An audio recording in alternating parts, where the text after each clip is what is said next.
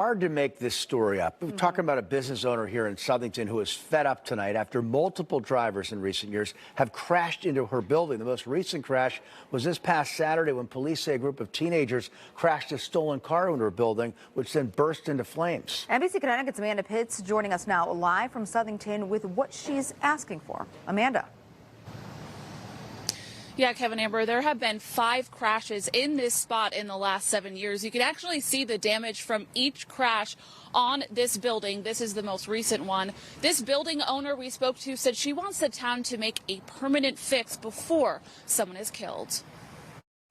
Here we go again.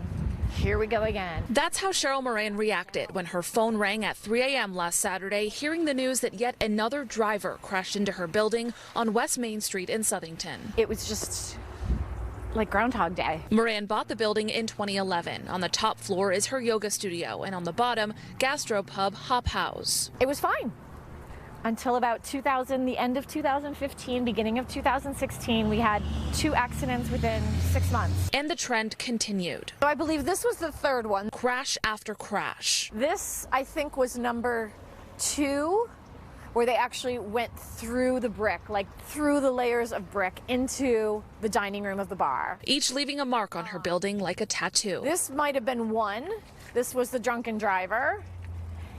And then 4 was the Jeep parked right here that got pushed against the building. And then 5 was the burnt car that went up this past weekend. She says the intersection is to blame, that drivers don't know they need to veer right. The vacant lot beside her building was recently bought by the town, and she says they did try. They put 4 little planters with little red reflectors on them. That was their solution, the town's solution. Then they installed these arrows, but she'd like something more concrete, like a barrier. Money is, replaceable. A building can be fixed, but if somebody loses their life, that's going to really be tragic. Now, shortly after our interview with Maria and I received a phone call from the head of the town council here in Southington. He said they are planning to install a temporary barrier over here by this intersection with the eventual goal of installing a permanent stone wall. Live in Southington, Amanda Pitts, NBC Connecticut News.